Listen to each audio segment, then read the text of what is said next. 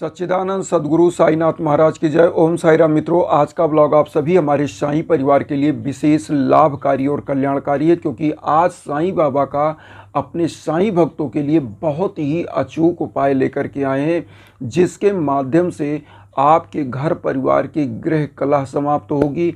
आपके घर परिवार में जो असफलताएं लोगों को मिल रही हैं, वह असफलताएं सफलताओं में परिणित हो जाएंगी और आपके घर परिवार में जो भी बाधाएं हैं, भीषण से भीषण बाधाएं, वह समाप्त होंगी। धन धान्य की परिपूर्णता के साथ आपकी मनोकामनाएं भी पूरी होंगी।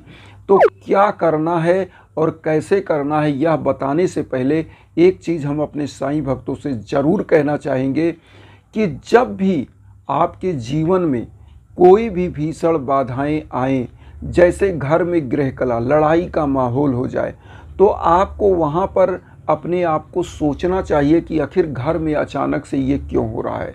इसी प्रकार से जब आपके बच्चे योग्य हों या आप खुद योग्यता के साथ, पूरे मेहनत के साथ, पूरा एफर्ट करके बिजनेस कर रहे हैं या अपनी नौकरी में कार्य कर रहे हैं, लेकिन प्रमोशन नहीं मिल रहा है या बिजनेस में घाटा लग रहा है, तो आपको सोचना चाहिए कि ऐसा क्यों हो रहा है। ऐसे समयों में मैं आपको बताऊं कि आपको यज्ञ, याजन, हवन, दान, दक्षिणा जरूर करना चाहिए।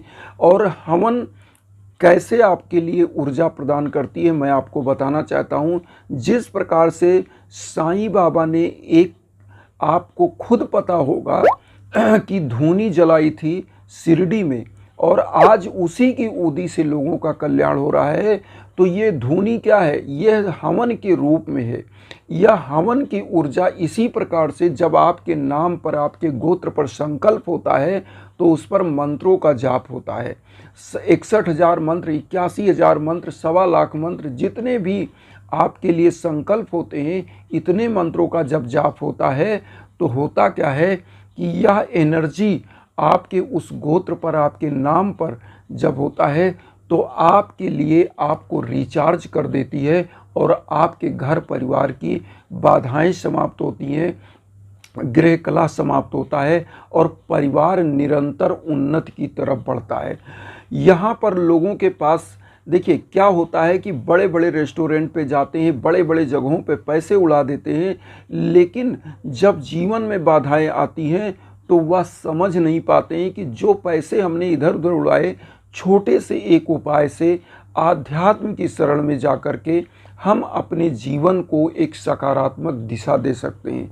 तो इसीलिए जिस प्रकार से आपको जब रोग व्याधि होती है, आप डॉक्टर के पास जाते हो, उसी प्रकार से आध्यात्म की ऊर्जा गुप्त होती है। क्यों? क्योंकि रामायण में भी लिखा हुआ है कि बिनु पग चले सुनई बिनु काना, आनन रहित सकल रस भोगी, बिन बानी बक्ता बढ़ जोगी। ईश्वर क्या है? जो बिना हाथ पांव के चलता है, बिना जीवा के समस्त रसों का स्वादन करता है, जो सर्वत्र चराचर जगत में व्याप्त है। इसीलिए हवन की ऊर्जा के लिए कहा गया है कि आप ऑल ओवर वर्ल्ड में कहीं हो, अगर आपके नाम का संकल्प, आपके गोत्र का संकल्प हो करके आपके लिए हवन होता है, तो वहाँ तक ऊर्जा पहुँचती है और आपको हर क्षेत्र की कठिनाइयों को समाप्त करती है, आपको सफल करती है। घर परिवार में सुख शांति, धन धान्य से परिपूर्णता आती है। तो आइए आज जानते हैं जो उपाय हम लेकर के आए हैं। छोटा सा उपाय, ये तो हवन का उपाय हमने बताया, इसीलिए इंस्टाग्राम का लिंक देते हैं, तो आप लोग इंस्टाग्राम पर संपर्क करिए। तो आज का उपाय आपको क्या करना है? सबसे पहले आपको लेना है पीपल का पत्ता या बरगद का पत्ता, जो हम आपकी स्क्रीन पर दिखा दे रहे हैं। इस पत्ते को ले लेना है और एक नारियल को लेना है, और उसके बाद घी का दीप लीजिएगा और एक अगरबत्ती, धूप बत्ती और पुष्प ले लीजिएगा। कोई भी पुष्प, लाल पुष्प, पीला पुष्प, जो भी। अब करना क्या है? इस उपाय को बृहस्पतिवार को करना है, 7 बृहस्पतिवार इस उपाय को करना है। कैसे करना है? आपको एक मंत्र का जाप करना है, ओम रिद्धि सिद्धि दाय नमः। तो इस मंत्र का जाप करने से पहले आपको क्या करना है? सबसे पहले बाबा की मूर्ति या फोटो, पोस्टर, जो भी आपके पास है, एक पीला कपड़ा बिछाइए, उस पर बाबा को स्थापित करिए और एक घी का दीप प्रज्वलित करिए और धूप बत्ती। जो डेली की पूजा आप करते हैं, उस पूजा को आपको कर लेना है।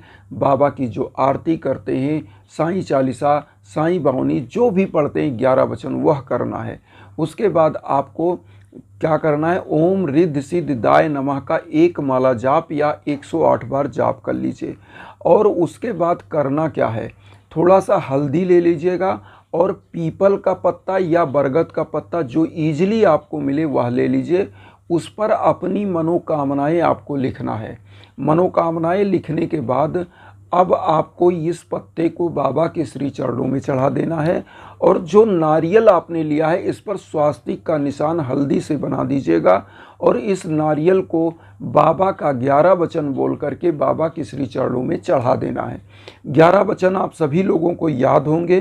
अगर नहीं याद है तो हम आप लोगों को बता दें, बाबा का 11 वचन आपको कैसे बोलना है। जो शिरडी में आएगा आपद दूर भगाएगा, चढ़े समाधि की सीढ़ी पर, पैर तले दुख की पीढ़ी पर, त्याग शरीर चला जाऊंगा, भक्त हेतु दौड़ा आऊंगा, मन में रखना दृढ़ विश्वास, करे समाधि पूरी आस, मुझे सदा जीवित ही जानो, अनुभव करो सत्य पहचानो, मेरी शरण आखाली जाए हो तो कोई मुझे बताए, जैसा भाव रहा जिस जन का वैसा रूप हुआ मेरे मन का, भार तुम्हारा मुझ पर होगा, वचन न मेरा झूठा होगा, असहायता लो भरपूर, जो मांगा वह नहीं है दूर, मुझ में लीन वचन मन काया, उसका ऋण ना कभी चुकाया, धन्य धन्य वह भक्त अनन्य, मेरी शरण तजले नानन।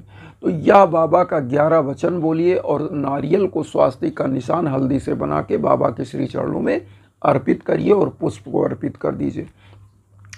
अब इस उपाय को 7 बृहस्पतिवार करना है। तो करना क्या है, जो उपाय हमने बताया, जो मंत्र बताया वही मंत्र करना है और 7 दिन हर 7 बृहस्पतिवार में 7 नारियल आपको बाबा के श्री चरणों में चढ़ाना है।